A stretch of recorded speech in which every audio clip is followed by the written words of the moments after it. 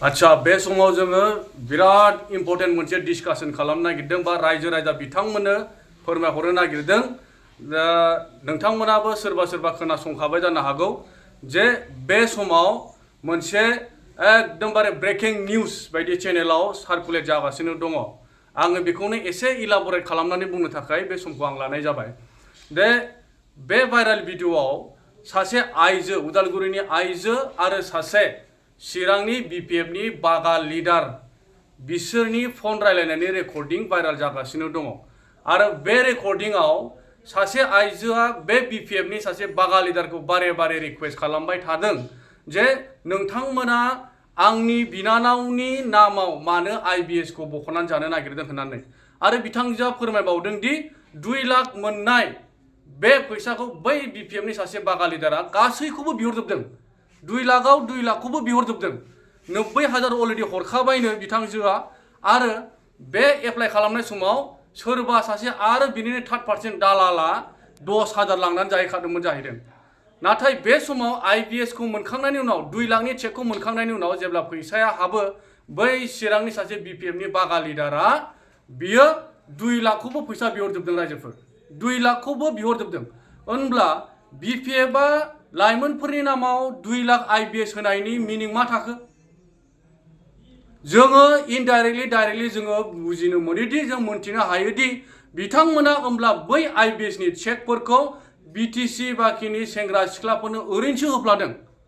100 आव 100% बो नङा जानो हागौ खिन्थु जायखौ थगायनो हागौ बिथांमोना बैसोर सुबुंफोरखौ थगाय केन्डिडेटनि आईडी फोरखौ लानानै बिथांमोना फैसाखौ बख' जादों बारे बारे बे आइजोआ रिक्वेस्ट खालामदों जे बिनानावनो 50% खौ हो होननानै नाथाय बै सेंग्राया मा होनदों जे बे फैसाया आंनि नङा बियो हाइ कमान्डनिनो मोनसे अर्डार जोङो हाइ कमान्डनोसो बै फैसाखौ हरनांगौ आंबो मोनजाजोबा बे फैसाखौ होननानै बुंदों अब्ला हाग्रामा सार दैदेननाय बिपिएफ सरकारा बेबायदि कारापसन मोनसे गथाला खामानिसो मावबाय थादों नामा बीटीसीनि सेंग्रा सिख्लाफोरखौ बिसोरो बोरमा खालामदों नामा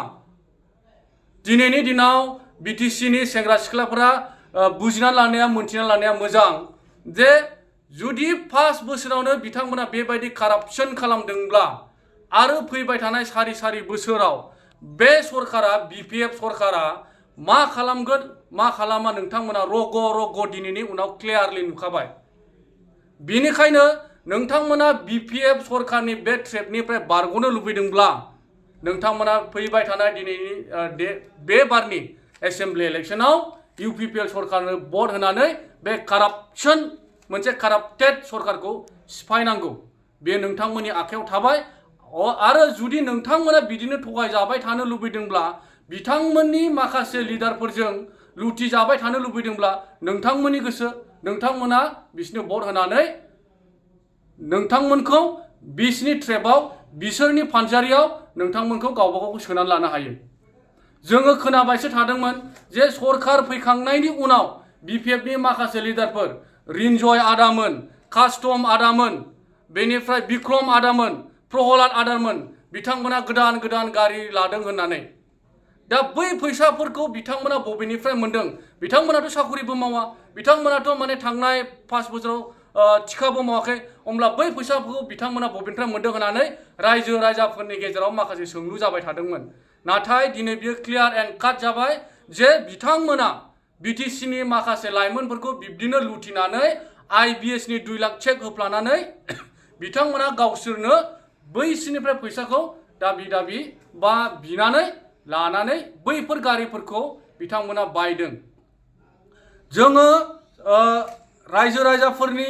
माखासे डिसकासननिफ्राय सावरायनायफोरनिफ्राय मोनथिदोंमोन जे बै आईबीएस मोनगिरिफोरनिफ्राय 50% खौ बे जायफ्रा बिपिएफनि माखासे लिडारफोर बिथांमोना 50% बिनानै गावसिनि पकेटाव सोदों होननानै जों फोथायाखैमोन रायजोफोर बिदिथ' मालाबाबो जानो हानाय नङा होननानै जों फोथायाखैमोन नाथाय दिनै बे अडिअ'खौ खोनानायनि गेजेरजों जों 100% दिनै फोथायबाय जे जों मोनथिनो मोनबाय जे बिथांमोननि लिडारफोरा जे केन्डिडेटफोरनिफ्राय आईबीएस मोनगिरिफोरनिफ्राय 50% खौ लामारदों होननानै जों दिनैनि दिनाव बुंनो हायो आरो बियो दिनै प्रुफ जाबाय ससियेल मिडियानि गेजेराव थांनाय 5 बोसोराव UPPL सरकारखौ जेब्ला प्रमद बर' मानगोनां प्रमद बर' सारा सालायदोंमोन बिदि जेबो लाइमोनफोरखौ फानजारियाव खोलैनानै फैसा जानाय बा बिथांमोनखौ थगायनाय लाइमोनफोरखौ थगायनाय बिदि मालाबाबो नुवाखैमोन आरो रेकर्डबो गैया अथच जोंनि UPPL सरकारा लाइमोनफोरखौ मोजां मोनसे लाइफ स्टाइल होनो थाखाय APSC सुपार 50 अनेक बायदिसिना बिब्दिनो आसनिफोर लाबोनानै जौगानायनिसो हाबा मावबाय थादोंमोन नाथाय दिनैनि दिनाव BPF सरकारा 5 दानल' जादों लोगोफोर 5 दानल' जादों बे 5 दानावनो लाख लाख थाखानि कौटि थाखानि गथाला बिथांमोना खालामबाय बेनिखायनो बे काराप्टेड सरकारखौ दिनैनि दिनाव एन्सार होनांगौनि गोनांथि जानानै फैदों बेनिखाय BTC बाखिनि रायजो राजा नोंथांमोनखौ लाइमोन नोंथांमोनखौ खावलायदों बे काराप्शन रेडारखौ एबार सिफायनो थाखाय फैबाय थानाय एसेम्बलि इलेक्शनाव UPPL सरकारनो भट होनानै देरहाहोनांगौ अब्लासो लाइमोनफोरा गावबा गाव राइट्सफोरखौ मोननो हागोन गोजोन्थों